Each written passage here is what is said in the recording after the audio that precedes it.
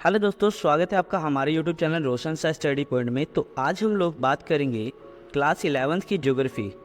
ठीक है, एनिमेशन के साथ बात करेंगे।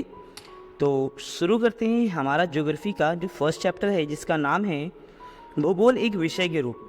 तो अगर पहले बात की जाए भूगोल का मतलब, तो भूगोल का मतलब समझिए, जो भूगोल शब्द है ये दो भाषा के यानी भूगोल यानी ये ग्रीक भाषा के शब्द जियो प्लस ग्राफी से बना है। जियो का मतलब होता है पृथ्वी और ग्राफी का मतलब होता है वर्णन, यानी पृथ्वी का वर्णन ही क्या कहलाता है, जियोग्राफी कहलाता है।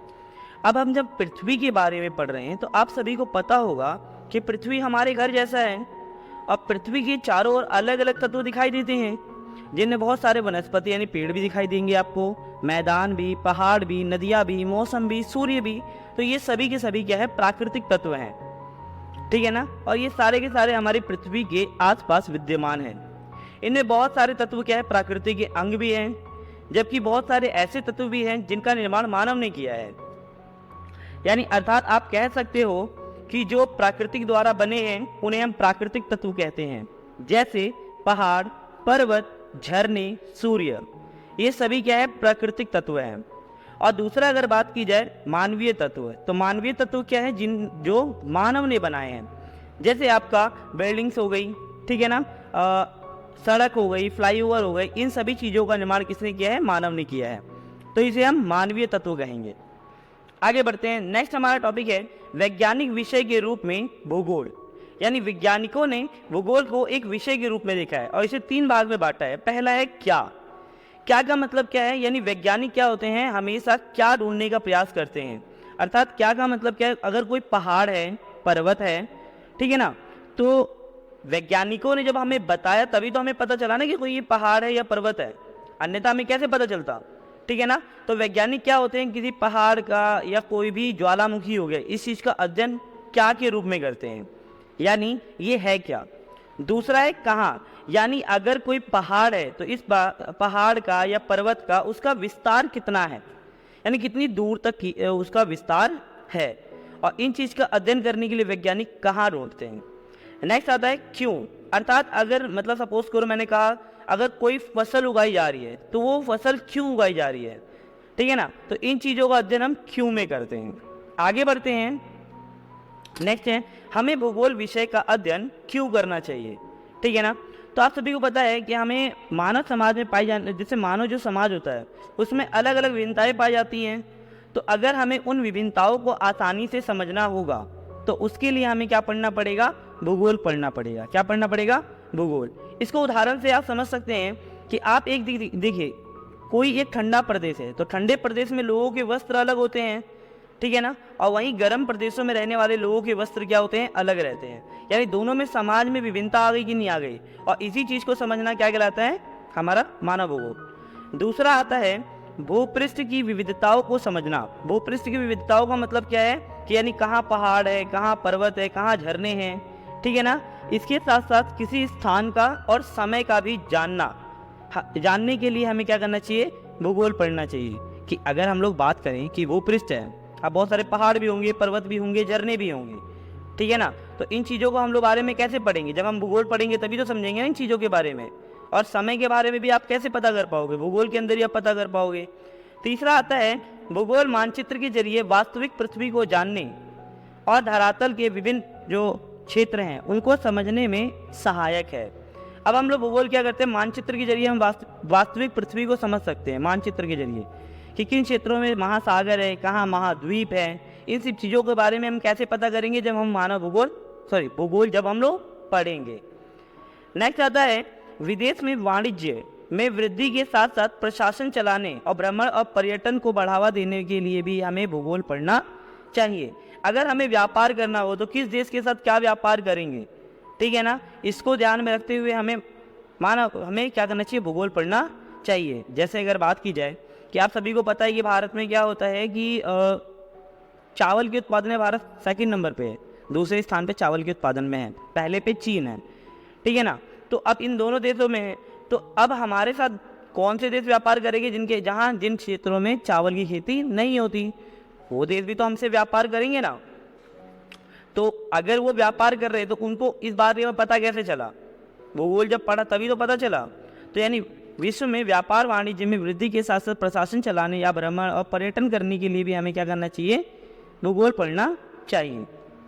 आगे बात करते हैं भूगोल के अध्ययन क्षेत्र। अगर बात की जाए भूगोल के 2 अध्ययन क्षेत्र होते हैं, यानी आप इसे उपागम भी कह सकते हो। एक होता है क्रमबद्ध भूगोल और एक होता है प्रादेशिक भूगोल। ठीक है, आइए समझते हैं इन दोनों के बारे में। पहला बात करेंगे क्रमबद्ध भूगोल। क्रमबद्ध भूगोल में क्या होता है, एक विशिष्ट भौगोलिक तत्व का अध्ययन किया जाता है। विशिष्ट भौगोलिक क्षेत्र का मतलब क्या होता है कि अगर किसी क्षेत्र में ठंडी हो रही है, ठीक है ना, तो उस क्षेत्र में ठंडी किस प्रकार से पड़ती है, वहाँ की किस प्रकार से लोगों को प्रभावित करती है, ठीक है ना, उस प्रदेश को, ठीक है ना, या उस क्षेत्र को, तो उसे हम तो आपका क्या होगा, एक क्रमबद्ध भूगोल आ जाएगा। ठीक है ना। नेक्स्ट आता है, ये विधि राजनीतिक इकाइयों पर आधारित होती है, यानी राजनीति पर भी आधारित या आश्रित होती है। ये अध्ययन क्या होता है, यानी क्रमबद्ध भूगोल क्या होता है, खोज और तथ्यों को प्रस्तुत करता है। क्या करता है, नई नई खोजों को और तथ्यों को प्रस्तुत करता है। नई खोज की जाएगी, ठीक है ना, और वो चीज़ वहाँ विद्यमान क्यों है, इसके बारे में भी हमें कौन बताता है, क्रमबद्ध भूगोल बताता है। क्रमबद्ध विधि किसी क्षेत्र का समकालित रूप प्रस्तुत करता है, यानी क्रमबद्ध भूगोल क्या करता है, किसी क्षेत्र का विस्तारित रूप हमें क्या करता है, प्रस्तुत करता है। कौन सा भूगोल, क्रमबद्ध भूगोल। नेक्स्ट बात करते हैं प्रादेशिक भूगोल। प्रादेशिक भूगोल क्या होता है, किसी एक प्रदेश की बात करता है। क्या करता है प्रादेशिक भूगोल, किसी एक प्रदेश के सभी भौगोलिक तत्वों का वर्णन कौन करता है, प्रादेशिक भूगोल करता है। और प्रादेशिक भूगोल में हम लोग क्या करते हैं, किसी एक चीज़ का एक एकांकीय रूप प्रस्तुत करता है, यानी किसी चीज़ एक का अध्ययन करते हैं। ये विधि भौगोलिक इकाइयों पर आधारित होती है।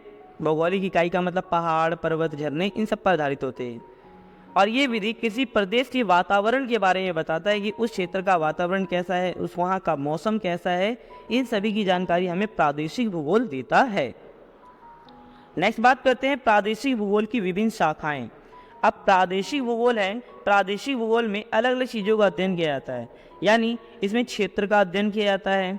किसका अध्ययन किया जाता है, क्षेत्र का। दूसरा क्या होता है, इसमें प्रादेशिक नियोजन, यानी किसी प्रदेश को किस तरीके से प्लानिंग के साथ क्या कर सकते हैं, उनको डेवलप कर सकते हैं। इस बात का भी कौन बोलता है, हमारा प्रादेशिक भूगोल हमें बताता है कि अगर हमें किसी प्रदेश का विकास करना होगा तो उसके लिए प्लानिंग यानी नियोजन किस तरीके से करना होगा, और प्रादेशिक विकास किस प्रकार होगा वहाँ, ठीक है। और इसके साथ साथ चौथा जो आता है प्रादेशिक विवेचना, यानी जो वहाँ विकास की गए हैं तो कौन कौन से विकास किए गए हैं, ये हमें प्रादेशिक विवेचना में पढ़ना होता है। नेक्स्ट बात करते हैं, भूगोल की 2 मुख्य शाखाएं होती हैं। पहला होता है भौतिक भूगोल। क्या होता है बच्चों, भौतिक भूगोल। अब भौतिक भूगोल में होता क्या है, भौतिक भूगोल में जैसे आपका वायु हो गया, ठीक है ना, जल हो गया, जैव विविधता हो गई, खाद्य श्रृंखला हो गई, मिट्टी हो गई, इन सभी चीज़ों का अध्ययन हम लोग किसमें करते हैं, भौतिक भूगोल में करते हैं। और ये प्रत्येक तत्व मानक के लिए क्या है, महत्वपूर्ण है। वायु महत्वपूर्ण है, जल महत्वपूर्ण है, जैव यानी बहुत सारे जीव जंतु महत्वपूर्ण है, अगर नष्ट हो गए तो हमारे पारिस्थितिक असंतुलन उत्पन्न हो जाएगा। खाद्य श्रृंखला इंपॉर्टेंट है, हमारे लिए महत्वपूर्ण है, और मिट्टियाँ, मृदा, इन सब चीज़ों हमारे लिए बहुत ज़्यादा महत्वपूर्ण है। नेक्स्ट बात करते हैं भौतिक पर्यावरण की। किसकी, भौतिक पर्यावरण। अब भौतिक पर्यावरण क्या होता है, भौतिक पर्यावरण संसाधन प्रदान करता है हमें, और मानव इन संसाधनों का उपयोग करके क्या करता है, अपना आर्थिक और सांस्कृतिक विकास करता है, ठीक है ना। हमें पर्यावरण से बहुत सारी चीज़ें मिलती हैं, लकड़ी मिलती है, और आपका लकड़ी मिलती है, कच्चा माल मिलता है, तो इन सब चीज़ों का यूज़ करके मनुष्य अपना आर्थिक और सांस्कृतिक विकास करता है। थर्ड आता है सतत विकास, यानी सतत विकास के लिए भी हमें भौतिक वातावरण का ज्ञान आवश्यक होता है, ठीक है। सतत विकास के लिए हमारे लिए क्या है, भौतिक वातावरण क्या है, आवश्यक है। भौतिक वातावरण का मतलब क्या है यहाँ, कि अगर हमें कोई ऐसा संसाधन है जो भविष्य में नष्ट हो जाएगा, सपोज करो पेट्रोल ही है, तो हमें पता है कि पेट्रोल क्या हो जाएगा, भविष्य में नष्ट हो जाएगा, ठीक है ना। तो भविष्य में जब पेट्रोल नष्ट हो जाएगा तो इसको बचाए रखने के लिए हमें क्या करना पड़ेगा, पहले भौतिक वातावरण का हमें अध्ययन करना पड़ेगा, ठीक है। तो आज के लिए इतना ही।